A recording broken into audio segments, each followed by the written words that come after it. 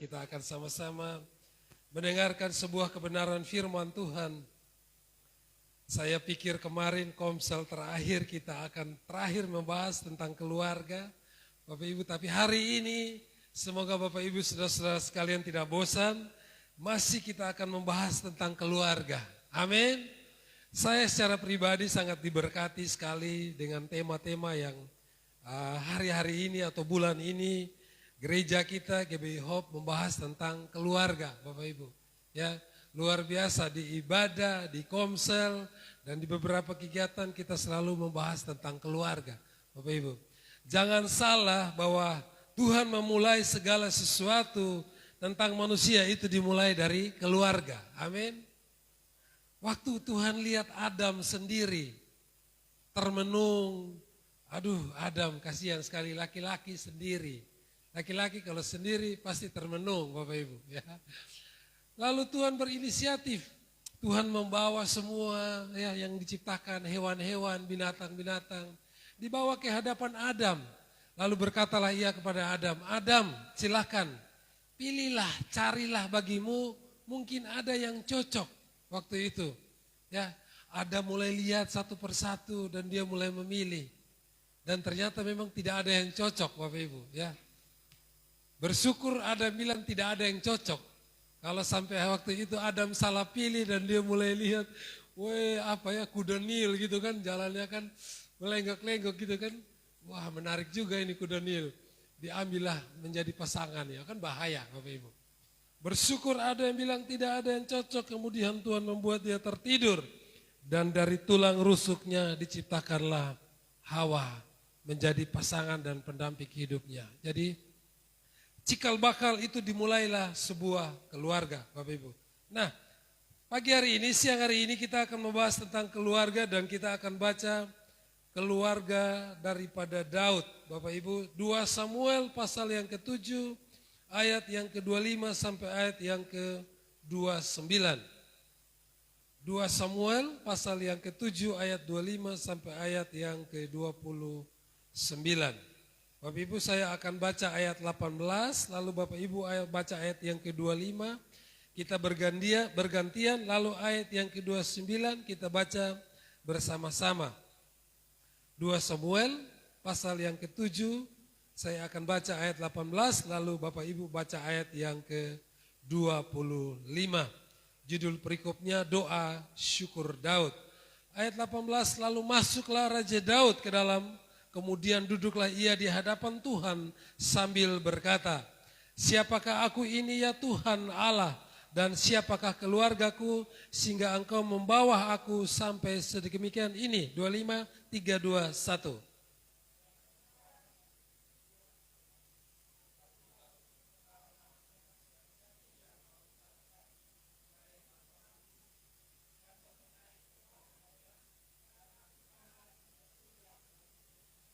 Maka namamu akan menjadi besar untuk selama-lamanya, sehingga orang berkata, Tuhan semesta alam ialah Allah atas Israel. Maka keluarga hambamu Daud akan tetap kokoh di hadapanmu.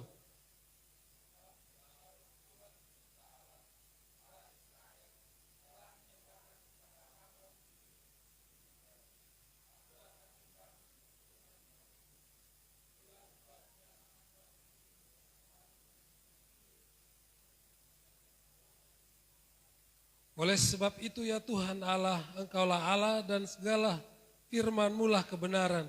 Engkau telah menjanjikan perkara yang baik ini kepada hamba-Mu. Kiranya Engkau sekarang berkenan memberkati keluarga hamba-Mu ini, supaya tetap ada di hadapan-Mu untuk selama-lamanya. Sebab ya Tuhan Allah, Engkau sendirilah yang berfirman, oleh karena itu berkat keluarga hamba-Mu ini diberkati untuk selama-lamanya. Bapak Ibu, Daud adalah orang yang secara manusia ingin membangun sebuah keluarga. Daud memang punya inisiatif, ya. Tapi Tuhan bilang kepada Daud, Daud, bukan engkau yang akan membangun, tapi anakmu. Ini berbicara konteksnya adalah rumah Tuhan, Bapak Ibu, ya. Jadi yang membangun rumah Tuhan adalah anaknya Salomo. Nah, Secara teologis keluarga ada karena desain dan rencana Tuhan. Tuhan yang membangun keluarga, bukan kita. Ya, kadang secara manusia kita merasa mampu. Ya, saya sudah siap semua. Biasanya orang kalau mau menikah kan seperti itu. Siap rumah, siap apa? Mas kawin, mungkin ada yang siap mobil, segala sesuatu disiapkan. Lalu kita berkata saya sudah siap berkeluarga. Ya, kita lupa bahwa Tuhanlah yang membentuk keluarga. Ya, dengan demikian ide, gagasan, desain atau rancangan tentang keluarga itu sumbernya dari Tuhan. Makanya Alkitab dialah kepala, Bapak Ibu. Ya, jadi kita jangan menjadi orang yang wah saya sanggup membangun sebuah keluarga. Mari kita datang kepada Tuhan bahwa sesungguhnya dialah yang membangun keluarga. Ya, saya kembali Bapak Ibu. Daud hendak membangun rumah bagi Tuhan, tapi Tuhan menolaknya dan berjanji. Sebaliknya Tuhan berkata, biar Tuhanlah yang membangun rumah, bukan Daud yang membangun. Ya, memang rumah yang dimaksud di sini, Bapak Ibu. Ya, rumah bukan berarti sebuah istana. Ya, istana secara fisik, tapi rumah bagi Daud itu berbicara tentang sebuah fondasi, sebuah rancangan yang kuat secara rohani dibangun oleh Daud, tapi yang nikmati adalah Salomo anaknya, Bapak Ibu. Ya, yang sudah orang tua mungkin sudah mulai siap-siap, ya. Apalagi yang ada anak nona biasanya kan gitu ya. Dia sudah mulai merancang, ya. Nanti kalau anak saya nikah, saya sudah siapkan tanah. Itu orang Kupang tuh paling luar biasa, ya. Di beberapa keluarga saya jumpai seperti itu luar biasa sekali, ya. Siapkan tanah, siapkan rumah buat anaknya, apalagi perempuan.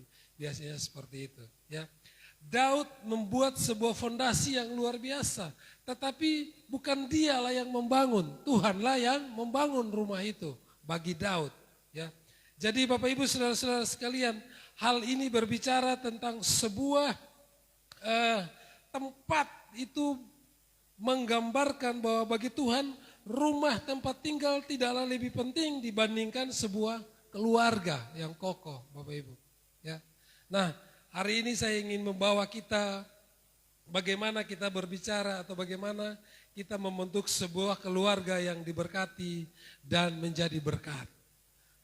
Tuhan tidak ingin waktu itu, maksud saya, Daud tidak ingin egois, Bapak Ibu.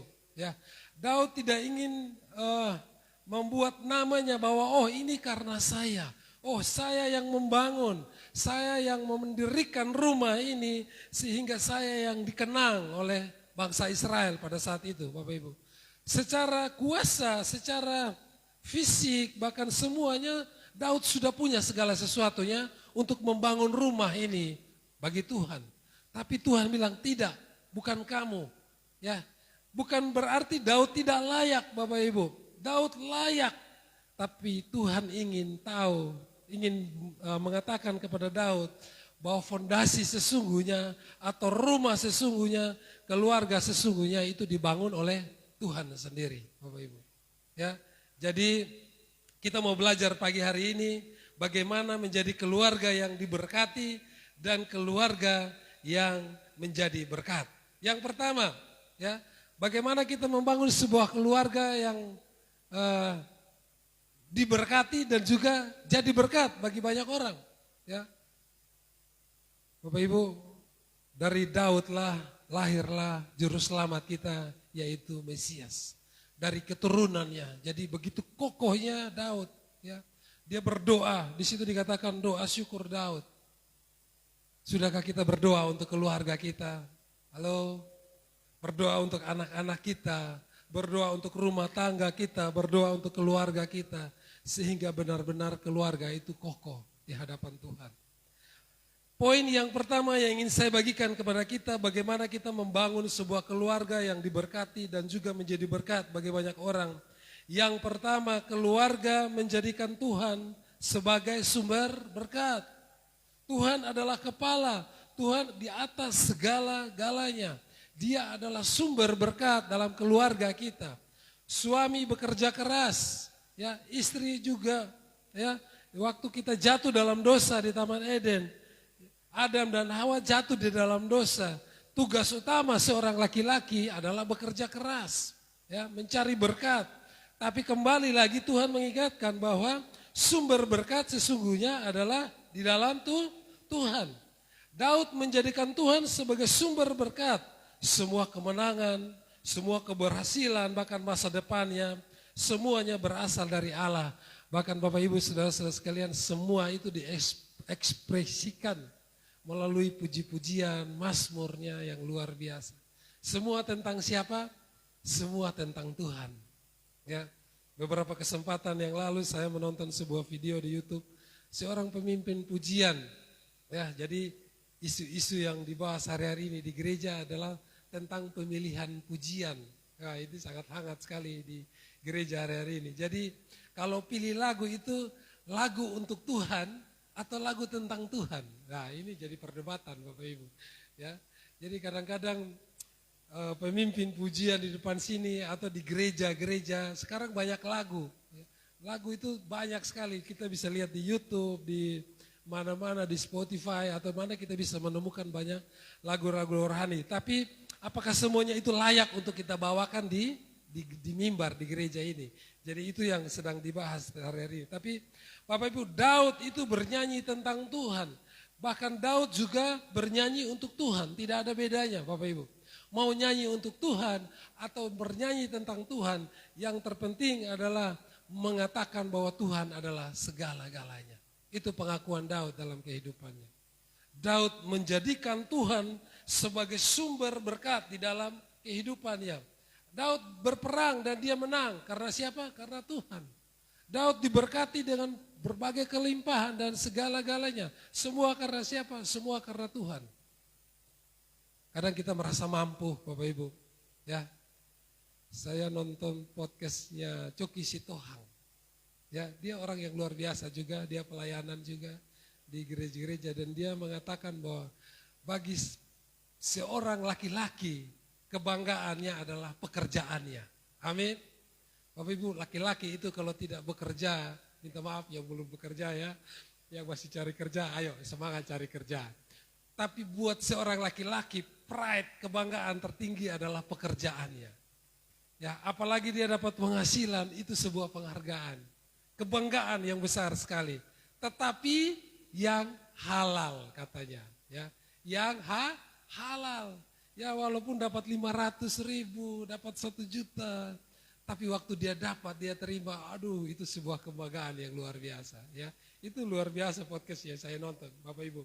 Di sini Daud ingin mengatakan kepada kita, ya, Mazmur pasal yang ke-23. Masih ingat kata-katanya, Tuhan adalah gembalaku, tidak akan kekurangan aku. Dia memimpin aku, dia menolong aku, meluputkan aku, dan sebagainya. Itu adalah pengakuan bahwa Tuhan adalah sumber berkat di dalam kehidupannya. Ayat yang ke-29 itu dikatakan, kiranya engkau berkenan memberkati keluarga hambamu ini. Berkat itu sumbernya Tuhan, satu-satunya sumber. Jadi yang harus kita utamakan siapa? Tuhan di dalam kehidupan kita. Berkat pasti ada. Ya, ada kalimat yang mengatakan jangan kejar berkatnya, tapi kejar sumbernya. Kalau kita dapatkan sumbernya, berkat itu pasti melimpah dalam kehidupan kita. Amin. Amsal 10 ayat 22, berkat Tuhanlah yang menjadikan kaya, susah payah tidak akan menambahkannya. Bapak Ibu, kita boleh bekerja keras pagi, siang, malam, tapi kalau tidak ada Tuhan di dalamnya, semuanya sia-sia. Hari-hari ini kita melihat ada banyak public figure ya di TV, di media sosial yang wah begitu sempurna kehidupannya, gagah. Saya ingat seorang tokoh yang luar biasa, bahkan menikahnya sampai di mana? Di Singapura ya, Disneyland Singapura. Naik kereta kencana, wah itu luar biasa. Ya puluhan miliar habisnya, terakhir ketangkap. Waduh, ya semua hartanya itu berasal dari korupsi dan akhirnya memalukan, ya memalukan. Karena apa? Bukan menjadikan Tuhan sebagai satu-satunya sumber berkat di dalam kehidupannya. Saya percaya bahwa semua yang kita peroleh, semua yang kita dapat kalau kita dapatnya dari Tuhan, pasti semuanya baik. Amin. Pasti semuanya penuh dengan berkat Tuhan kalau kita dapat dengan cara yang baik juga. Itulah yang ingin diungkapkan Daud di dalam kehidupan kita. Daud ingin memberikan teladan bagaimana dia menjadikan Tuhan sebagai sumber di dalam kehidupannya. 1 Petrus 10, 1 Petrus 5 ayat 10, Allah sumber kasih karunia. Satu-satunya sumber kasih karunia dalam kehidupan kita adalah Allah itu sendiri. Petrus merasa tidak layak di dalam kehidupannya. Tapi dia tahu bahwa Tuhan itu sumber berkat di dalam kehidupannya. Kita baca sama-sama Ulangan 8 ayat 18. Ya. Ulangan pasal yang ke-8 ayat yang ke-18.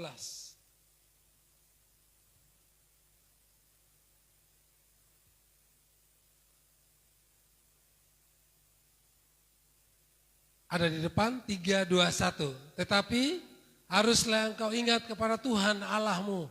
Sebab dialah yang memberikan kepadamu kekuatan untuk memperoleh kekayaan. Dengan maksud meneguhkan perjanjian yang diikrarkannya dengan penuh sumpah kepada nenek moyangmu seperti sekarang ini. Bapak Ibu. Jadi poin yang pertama yang ingin diungkapkan Daud kepada kita adalah kalau kita mau membangun keluarga yang diberkati dan juga jadi berkat bagi banyak orang, yaitu kita menjadikan Tuhan sebagai sumber berkat di dalam kehidupan keluarga kita. Yang kedua, bagaimana kita membangun keluarga yang diberkati dan juga menjadi berkat, keluarga yang hidup benar di hadapan Tuhan. Ya, kalau kita mau supaya keluarga kita diberkati dan juga jadi berkat, kita harus hidup benar di hadapan Tuhan.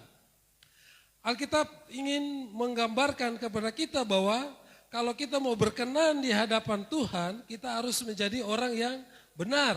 Orang benar di sini, Bapak Ibu Saudara-saudara sekalian, itu bukan orang yang tidak pernah berbuat dosa sekali. Ya.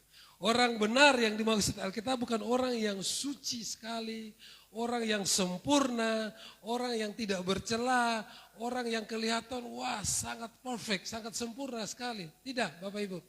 Tapi yang dimaksud dengan orang benar adalah orang yang dekat dengan Tuhan, Bapak Ibu. Orang benar adalah orang yang percaya kepada Tuhan. Tidak mungkin kita ini menjadi orang benar. Amin, Bapak Ibu. Tapi kita dibenarkan, Bapak Ibu. Ya, tidak ada orang yang sempurna di dunia ini. Tidak ada orang yang luput dari kesalahan. Tapi bersyukur oleh kasih karunia Tuhan, kita dibenarkan. Ya, tidak ada orang yang benar, tidak ada orang yang sempurna. Ya, jadi di sini dikatakan bahwa orang benar tidak didefinisikan sebagai orang yang tidak pernah berbuat dosa. Tapi orang benar adalah orang yang percaya kepada Tuhan dan dibenarkan oleh kuasanya, Bapak Ibu. Hidup benar di hadapan Tuhan itu susah-susah gampang juga. Ya, kita mau menjadi keluarga yang sempurna juga kadang-kadang susah juga, Bapak Ibu. Apalagi kalau keluarga yang didasari oleh harta, keluarga yang dibangun atau fondasinya adalah harta kekayaan, itu sangat susah sekali kita menjadi orang benar hari-hari ini. Pasti ada godaan, pasti ada hal-hal yang menjerat kita dan akhirnya kita jatuh di dalam dosa. Ada banyak hal yang membuat keluarga itu jatuh, Bapak Ibu. Dan kebanyakan itu masalah ekonomi hari-hari ini. Saya melihat bahwa ada begitu banyak tantangan yang keluarga hadapi, Bapak Ibu, baik sebagai seorang suami, seorang istri, maupun anak-anak. Yang kita hadapi hari-hari ini adalah ekonomi. Ya, kami mulai membangun sebuah keluarga dan sekarang saya mulai merasa, wah, mulai berat ya. Anak harus sekolah, ya ini baru satu, nanti ada dua lagi. Ya, Bapak Ibu, ponakan kami di Bandung itu kalau sekarang masuk TK di sana minimal berapa? 15 juta Bapak Ibu. TK ya. Itu baru TK saja. Nanti kalau SMP, SD mungkin 2 kali lipatnya ya. SMP lagi berarti 3 kali lipat lagi. Ya. Jangan kebayang SMA-nya ya, SMA-nya. Jadi wow, saya bilang berat juga ya. Saya bilang di Kupang sini ya kita masih bisa dapat sekolah-sekolah yang standarnya bagus juga, tapi biayanya bisa kita lah ya. Bisalah kalau untuk beberapa juta begitu ya, Mbak Heni ya. Mbak Heni mulai merasakan beratnya ini 2 orang ya, itu kalau saya rasa berat juga ya. Jenjangnya sama, jadi satu masuk SMP, satu masuk SMA. Waduh ya. Jadi kalau mau punya anak ukur-ukur, kalau mau lahir bulan sekian itu diukur. Itu menurut kata orang tua gitu. Jadi kalau bisa anak jangan masuk jenjangnya sama. Tapi percaya sama ini dan keluarga pasti Tuhan berkati. Amin. Jadi Tuhan cukupkan. Haleluya ya. Jadi maksudnya adalah bagaimana kita menjadi orang benar di sini Bapak Ibu. Mereka orang-orang yang diberkati kalau kita hidup benar di hadapan Tuhan. Sebuah firman Tuhan yang saya baca Bapak Ibu, kita bisa lihat minta maaf saya lihat sebentar, ya kehidupan yang benar itu ada di Mazmur 37, ya di situ Bapak Ibu kita bisa menemukan bagaimana Tuhan membandingkan orang benar dan orang fasik, ya orang benar orang yang takut Tuhan, ya berbahagialah orang yang takut Tuhan, yang sangat suka kepada segala perintahnya. Itu ada dalam Mazmur 112 ayat yang pertama. Keluarga yang menjalankan roda kehidupannya dengan benar pasti harmonis, pasti diberkati dan juga menjadi berkat bagi banyak orang. Mazmur 128. Mari kita buka bagian firman Tuhan ini Bapak Ibu. Minta maaf, Amsal Maaf.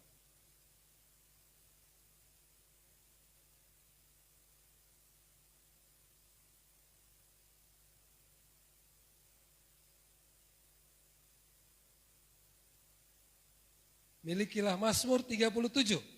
Ya. Mazmur 37. Di situ Tuhan membandingkan orang benar dan orang fasik, ya. Bapak Ibu, di depan saya juga sudah apa namanya?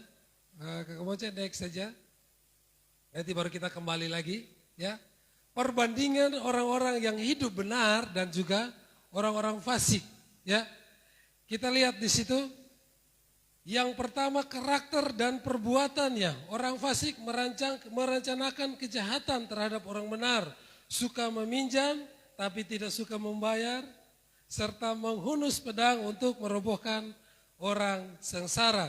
Tapi kalau orang benar, hidupnya tulus, jujur, suka damai, ya, mengasihi, pemurah, dan juga mereka menaruh beras kasihan dan selalu menolong. Ini perbandingannya Bapak Ibu, ya, karakter dan perbuatannya.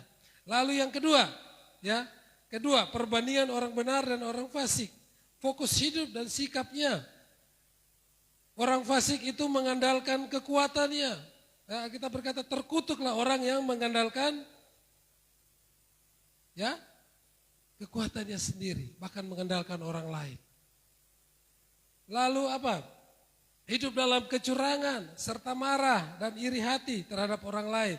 Tapi kalau orang benar, sikap hidupnya menanti-nantikan Tuhan, percaya dan berserah penuh kepadanya. Mereka menjadikan Tuhan sebagai standar dalam pengambilan pilihan. Bapak Ibu, wah ini luar biasa, Mazmur pasal 37 ini. Ya, lalu yang berikut, yang ketiga, perbandingannya pemeliharaan Tuhan. Bagi orang fasik, Tuhan menertawakan, ya. Ia tahu hari kebinasaan mereka sudah dekat. Senjata dan tipu daya yang mereka rancang justru akan berbalik dan membinasakan mereka. Bagaimana sikap dan pemeliharaan Tuhan terhadap orang-orang benar? Tuhan menetapkan langkah-langkah mereka, seperti lagu yang kita nyanyikan, ya.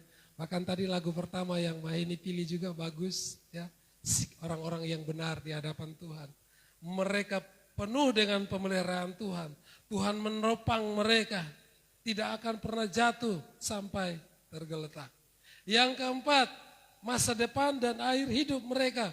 Orang fasik, lihat di situ, akan sengsara. layu, lenyap bagaikan asap, dan tidak akan ditemukan lagi. Masa depan dan keturunan mereka akan diputus dan dibinasakan. Bapak Ibu, sebuah buku saya lupa judulnya, ada sebuah penelitian yang membandingkan dua keluarga, saya lupa ya judulnya. Nanti Bapak Ibu bisa lihat di internet juga. Jadi keluarga ini diteliti selama 100 tahun Bapak Ibu, keturunannya. Ada keturunan dari keluarga pendeta yang cukup luar biasa kehidupannya. Setelah 100 tahun kemudian ini keluarga di Amerika Bapak Ibu, itu ada bukunya juga. Dari 100 tahun itu kemudian diteliti keturunan-keturunannya itu ada sekitar 50 orang yang jadi pendeta, ada sekitar 20 orang yang jadi anggota DPR, lalu ada beberapa orang yang menjadi hamba Tuhan, pendiri yayasan, pendiri STT dan sebagainya. Lalu keluarga yang tidak takut Tuhan atau keluarga yang ateis itu diteliti juga kehidupan keturunannya selama 100 tahun Bapak Ibu. Hampir 60% itu ada di penjara Bapak Ibu. Ya, karena kehidupan mereka ateis. Ada yang jadi penjahat, ya, ada yang jadi pencuri, perampok, koruptor dan sebagainya. Jadi bagaimana kita menjadi orang-orang yang benar? Kita hidup benar di hadapan Tuhan. Di Mazmur pasal yang ke-37 ini, Bapak Ibu kita menemukan bahwa akhir daripada hidup mereka, orang-orang benar itu akan mewarisi negeri dan menikmati kesejahteraan. Keturunan mereka akan diberkati dan masa depan mereka penuh dengan pengharapan. Bapak Ibu, kalau kita menjadi orang yang benar di hadapan Tuhan, mungkin menjadi orang benar itu sulit, tapi percayalah Tuhanlah yang akan membenarkan kita. Amin. Diberkatilah laki-laki yang takut akan Tuhan. Mazmur ayat 128 ayat 4. Kenapa sih? Saya bingung juga ya. Waktu saya baca bagian ini, di lalu-lalu kita sudah membahas tentang keluarga. Kenapa laki-laki itu yang paling disorot? Ya, halo bapak-bapak, laki-laki, pria-pria. Sangat penting sekali kita tahu tentang kebenaran firman Tuhan bahwa laki-laki itu yang selalu disorot dalam Alkitab. Karena apa? Laki-laki adalah imam, laki-laki adalah pemimpin, laki-laki diberi tanggung jawab penuh untuk memimpin sebuah keluarga. Amin. Halo laki-laki, di sini laki-laki cuma 2 orang saya kok. Haleluya. Bapak Ibu, kalau Bapak Ibu nonton film-film tentang suku-suku pedalaman itu menarik sekali Bapak Ibu. Saya suka sekali nonton. Kalau laki-laki sudah mau dewasa biasanya, apa istilahnya, akil balik begitu ya. Atau sebelum dia masuk pada sebuah pernikahan, laki-laki itu akan dibuang ke hutan Bapak Ibu. Atau dia disuruh mengembara ya. Dia diutus ke sebuah hutan yang mungkin belum pernah didatangi orang sebelumnya. Jadi kepala suku bilang engkau harus menaklukkan hutan itu dulu. Waktu engkau kembali dulu, baru engkau akan terbukti sebagai seorang laki-laki yang bertanggung jawab. Ya Bapak Ibu. Jadi seorang pria harus diutus dulu. Dia harus menaklukkan sebuah tantangan. Bahkan yang terpenting adalah dia menaklukkan hidupnya dulu.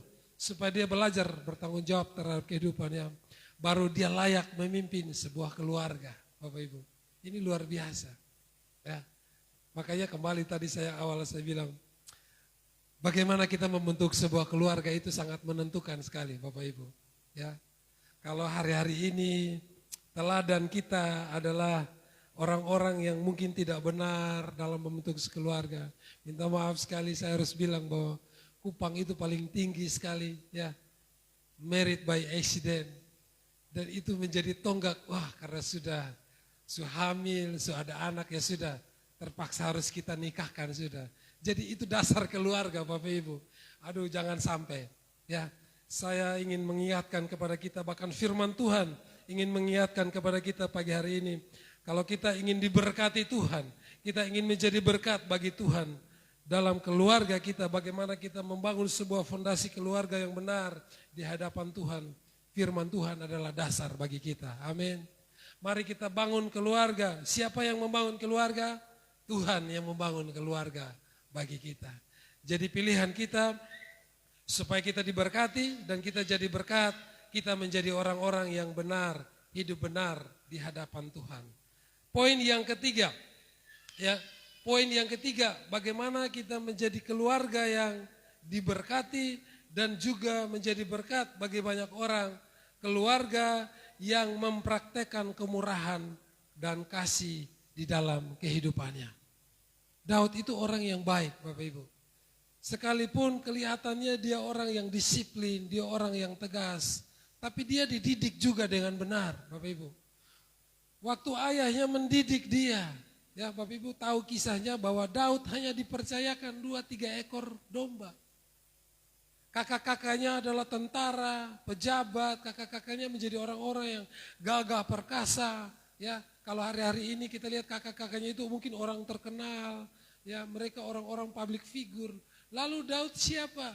Daud tidak ada apa-apanya dalam keluarga. Tuhan, Alkitab menggambarkan Daud masih muda, masih kecil, ya. Patokannya Alkitab itu Bapak Ibu, laki-laki itu baru menjadi orang dewasa 40 tahun. Ya, 40 tahun ke atas baru dia tampil sebagai seorang laki-laki yang bertanggung jawab. Daud masih kemerah-merahan wajahnya. Lalu supaya Daud ada kegiatan, supaya Daud ada tanggung jawab, diberikannya lah kepada dia 3-4 ekor kambing domba. Ya, kira-kira bahasa sehariannya nih, Daud, bapaknya bilang ini ada kambing domba nih, lu bawa ya, bawa pi hutan, bawa pi padang gurun saya supaya kasih makan dong, Bapak Ibu. Daud melakukannya dengan penuh tanggung jawab, Bapak Ibu. Ya, Daud mengembalakan 3-4 ekor kambing domba ini dengan penuh tanggung jawab. Dia jaga, dia rawat, dia lindungi. Bahkan kalau ada singa, ada harimau yang mencoba menerkam, Daud halau, Daud kalahkan semuanya, Bapak Ibu. Tanggung jawab yang besar yang dia lakukan itu dengan sungguh-sungguh di hadapan Tuhan, Bapak Ibu. Ya, lalu Daud menjadi orang yang luar biasa di hadapan Tuhan. Karena apa? Daud mempraktekkan kasih dan kemurahan Tuhan di dalam kehidupannya. Ya, menaruh belas kasihan dan memberi pinjaman dan juga anak cucunya menjadi berkat. 37 ayat yang ke-27, Bapak Ibu. Di situ Bapak Ibu bisa baca. Ya. Jadi orang yang mau diberkati harus punya belas kasihan di dalam keluarganya. Punya rasa kasih, Bapak Ibu. Saya kalau Jose, ya minta maaf, Jose itu memang suka jalan-jalan lah. Aduh, ya jadi saya juga memang cukup kewalahan. Anak kami jadi dia sudah tahu, dia sudah hafal bahwa kalau tiap hari Minggu itu pasti ke mall gitu ya. Jadi memang bukan itu yang kami latih, enggak, karena memang kami harus bawa dia refreshing juga, karena Senin sampai Sabtu kami kurung di rumah saja, tidak kemana-mana. Jadi memang hari Minggu harus bawa dia untuk refreshing supaya dia nggak stres juga ya gitu. Tapi ya dia karena kami belanja, kami membeli sesuatu ya, dia kalau beli dia pasti ingat siapa yang harus dia kasih hari ini gitu ya. Karena sudah kami didik seperti itu.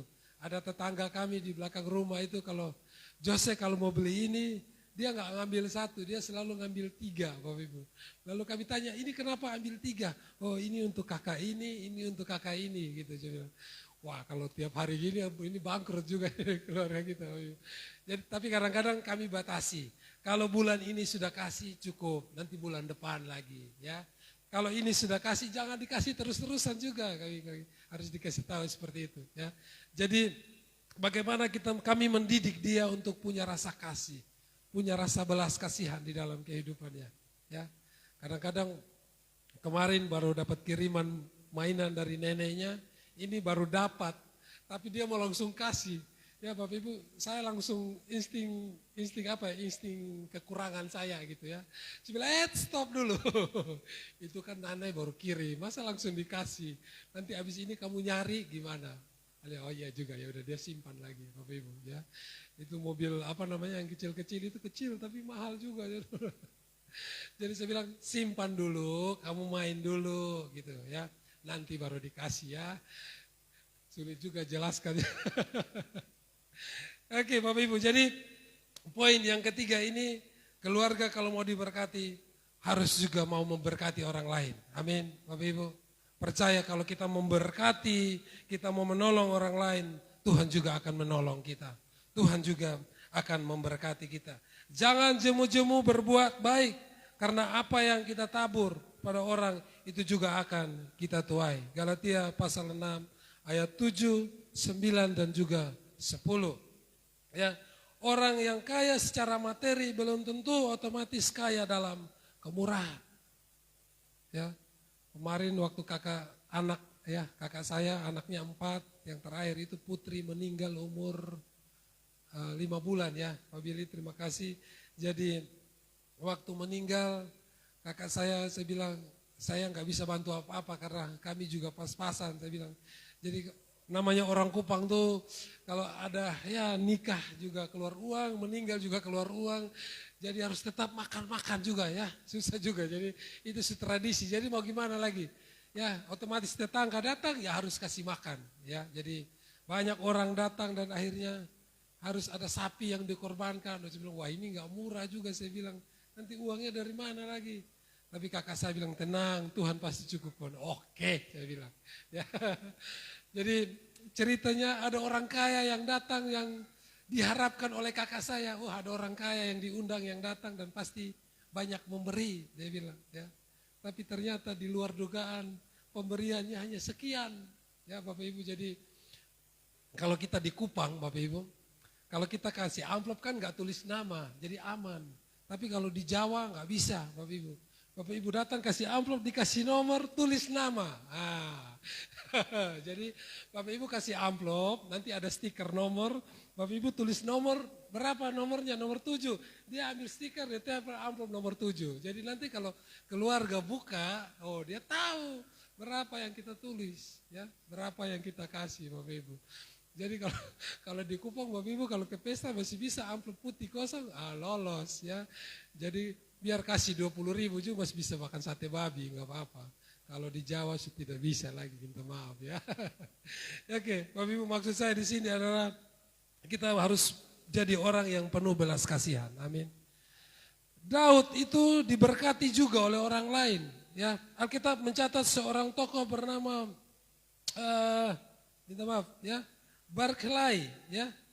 Seorang tokoh yang menolong Daud namanya Barsilai, adalah tokoh yang berasal dari Regolim, Gilead, yang dikenal atas kesetiaan dan kemurahannya kepada Daud. Jadi waktu itu Daud lari di pelarian karena dikejar oleh anaknya Absalom mau dibunuh. Dan mereka tinggal di sebuah gua. Lalu Barsilai ini tahu, aduh Daud kasihan. Lalu dia bawa perbekalan, dia bawa tempat tidur, selimut, dia bawa kain, dia bawa perbekalan, makanan, susu, madu yang terbaik. Lalu dia bawa dan dia kasih kepada Raja Daud. Ini keluarga yang penuh dengan kemurahan. Keluarga yang penuh dengan belas kasihan Bapak Ibu. Lalu dia kasih kepada Daud dan Daud menikmati semuanya itu. Tapi tahukah Bapak Ibu bahwa setelah Absalom dikalahkan dan Daud kembali ke Yerusalem, lalu Daud mengajak Barsilai ini untuk ikut tinggal di istana. Dia bilang, engkau sudah menolong saya, engkau sudah memberkati saya, ayo ikut tinggal di istana. Tapi Barsilai ini bilang, tidak Tuhan, yang saya kasih itu tulus, saya ikhlas, saya memberi dengan ikhlas, tidak mengharapkan balasan daripada Tuhanku. Jadi tidak usah, biarkan hambamu ada di sini saja. Tapi Daud berkeras, tidak, saya harus membalas kebaikanmu. Lalu Barsilai bilang, sudah kalau begitu bawa anak saya aja, supaya dia melayani engkau di istana, Bapak Ibu. Jadi kalau enak sekali kalau kita punya keluarga yang saling menolong, saling membantu, saling berkemurahan, Bapak Ibu. Kita jadi orang Kristen, kita hanya nggak bisa tangan ke atas. Sekali-sekali kita harus tangan ke bawah. Amin, Bapak Ibu. Kita memberkati orang lain. Kalau kita punya lebih, kita punya berkat yang banyak. Tuhan bilang kita diberkati untuk memberkati orang lain. Kita tidak bisa hidup untuk diri kita saja. Tapi ada orang lain yang Tuhan taruh di sekitar kita. Itu adalah kesempatan kita untuk memberkati mereka. Kesempatan kita untuk menolong mereka. Karena dengan kita memberkati mereka, maka berkat Tuhan juga akan melimpah di dalam kehidupan kita. Bapak Ibu, Tidak panjang-panjang lagi firman Tuhan yang ingin saya bagikan kepada kita pagi siang hari ini. Kalau kita mau menjadi keluarga yang diberkati, kita mau jadi keluarga yang benar di hadapan Tuhan, kita mau jadi keluarga yang benar-benar kokoh di hadapan Tuhan. Mari kita lakukan dengan sungguh-sungguh 3 poin ini. Kita mau menjadi keluarga yang menjadikan Tuhan sebagai satu-satunya sumber berkat dalam kehidupan kita. Kita tidak mengandalkan kekuatan kita, kita tidak mengandalkan kelebihan kita, tapi kita mau cari Tuhan dengan sungguh-sungguh bahwa Dia adalah sumber berkat dalam kehidupan kita. Poin yang kedua, kalau kita mau menjadi orang-orang yang diberkati dan juga jadi berkat, kita mau hidup benar di hadapan Tuhan.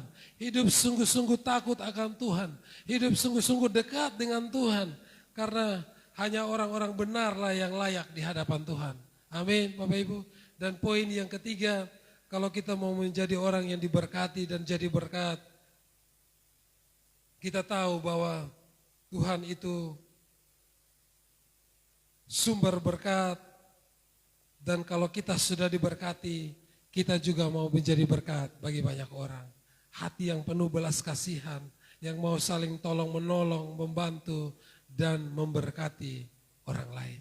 Saya undang pemain musik dan juga WL Singer ke depan. Bapak Ibu, biarlah tema-tema keluarga yang sudah dibagikan sepanjang bulan ini, Bapak Ibu, boleh mengokohkan keluarga kita. Amin. Kita mau melihat kembali, kita review kembali, sudah benarkah saya membangun sebuah keluarga? Bapak Ibu percaya, banyak tantangan yang kita hadapi dalam keluarga. Amin. Tantangan itu bisa dari dalam dan juga bisa dari luar.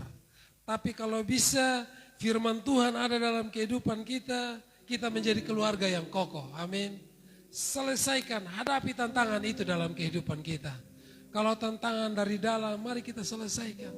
Minggu-minggu lalu Alkitab sudah katakan, kenakanlah kasih itu sebagai pengikat. Amin. Selesaikan dengan baik keluarga kita. Setiap masalah, setiap persoalan, kita duduk bersama-sama, kita selesaikan. Kalau tantangan itu dari luar, Alkitab mengatakan bahwa kalau kita hidup benar di hadapan Tuhan, tantangan itu Tuhan lebih besar. Amin. Tuhan lebih besar dari segalanya. Andalkan Tuhan di dalam keluarga kita.